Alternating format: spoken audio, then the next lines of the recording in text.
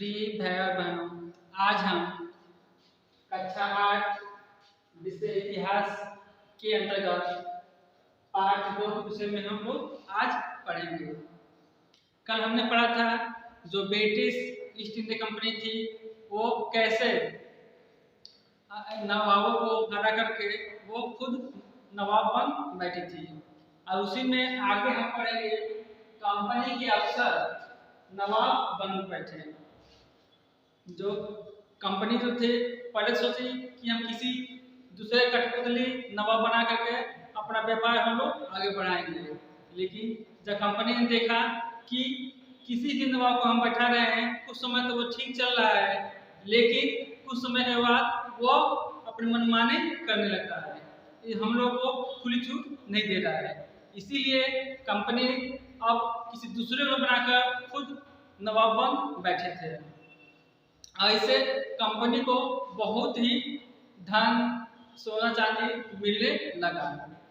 अब कंपनी के अफसर जो थे वह बहुत ही ऐशो आराम से रहने लगे थे, और जो उनके अंडर में जो क्षेत्र में जो जितने भी नवाब आते थे वो उपहार के रूप में अनेक बहुत सी धन संपदा देने लगे थे, और उन धन संपदा से जो ब्रिटिश कंपनी के जो कर्मचारी थे वो बहुत ही दिनों रात धनी होते चले गए। खुद जो रॉबर्ट क्लाइव था वो जब आया था उसके पास कोई खास संपत्ति नहीं थी, लेकिन तो वो यहाँ से गया उसके पास लगभग 401 120 पाउंड 102 पाउंड इतना पैसा भारत से लेकर के गया था। इस प्रकार जो रॉबर्ट क्लाइव था उसने बहुत ही लूट खसोट भारत में किया था। रॉबर्ट क्लाइव को कंपनी ने उसे दूसरे 2 बार भेजा था। दूसरी बार उसे इसलिए भेजा था कि जो यहाँ भ्रष्टाचार है वो यहाँ पे जो कर्मचारी में भ्रष्टाचार मचा हुआ है वो उसे समाप्त करेगा, लेकिन खुद रॉबर्ट क्लाइव आकर जब खुद भ्रष्टाचार में लिप्त हो गया तो वो उसके ऊपर खुद भ्रष्टाचार का आरोप भी लगा और उसे वहां पर जाके उसका अपनी सफाई भी देनी पड़ी।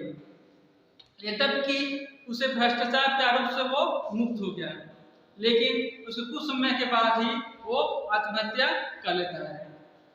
अब ऐसा नहीं था कि कंपनी जितने भी थे वो सब लोग रॉबर्ट क्लाइव की तरह से बेईमान थे।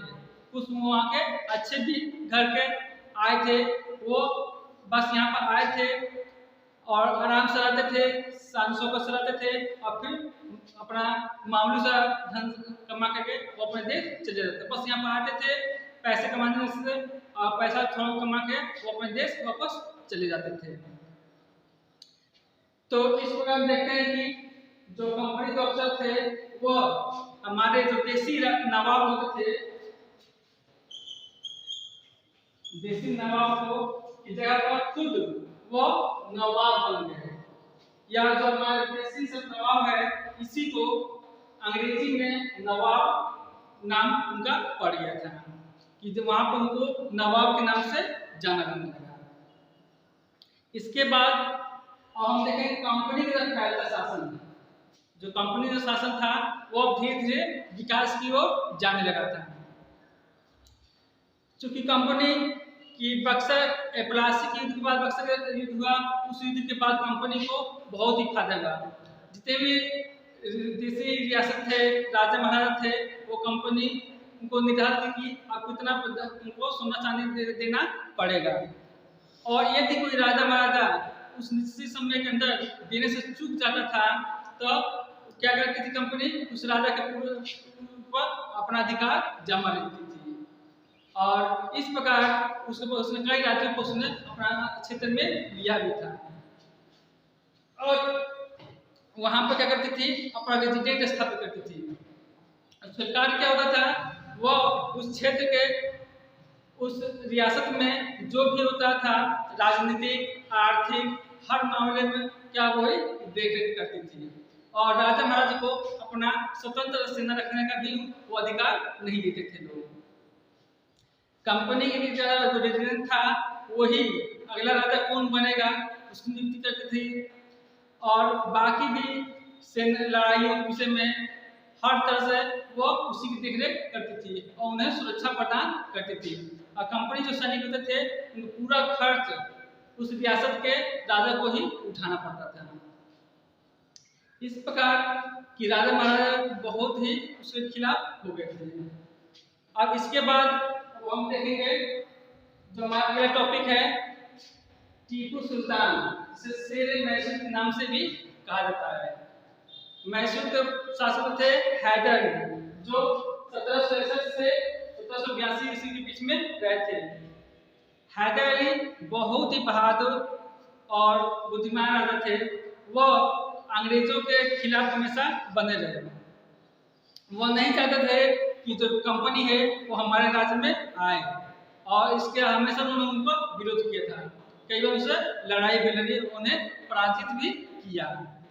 उनके मरने के बाद उनके जो लड़के थे टीपू सुल्तान 1782 में से 1799 के बीच में यह रहे।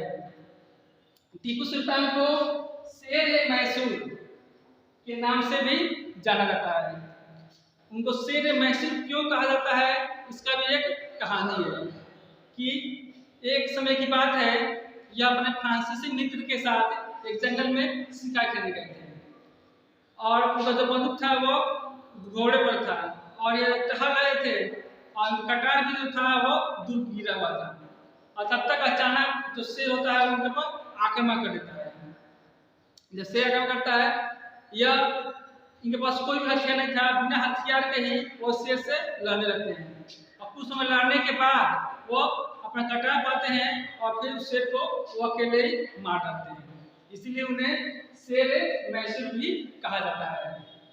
जो टीपू सुल्तान थे वह भी अपने पिता की तरह से बहुत ही बहादुर थे और वो भी नहीं चाहते थे कि जो ब्रिटिश कंपनी थी वो इलायची की, चंदन लकड़ी की जो व्यापार कर रही है वो अपने यहाँ पर करने नहीं उनको देना चाहते थे।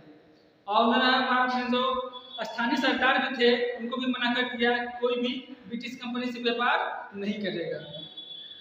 जिसका परिणाम हुआ कंपनी, ब्रिटिश कंपनी इनके बहुत ही खिलाफ हो गई और यह फ्रांसीसियों के साथ मिलकर के अपने सेना का आधुनिकीकरण किया और उसे बहुत अच्छी तरह से उन्हें सजाया और जो ब्रिटिश कंपनी थी उन्हें अपने राज्य से मार भगाया। तो 3 बार लड़ाई हुआ, तीनों बार उन्होंने कंपनी को खदेड़ निकाला, लेकिन अंत में चौथी बार में जब मराठों, हैदर निजाम और ब्रिटिश कंपनी तीनों लोग मिल करके मैसूर टीपू सुल्तान पर आक्रमण करते हैं तो उस लड़ाई में टीपू सुल्तान की पराजय होती है। उसमें उनके दोनों लड़के को बंधक बना के वो लेके चले जाते हैं लोग और उस लड़ाई में टीपू सुल्तान की मृत्यु भी हो जाती है। अब आज के लिए बस इतना ही, बाकी हम कल पढ़ेंगे। धन्यवाद।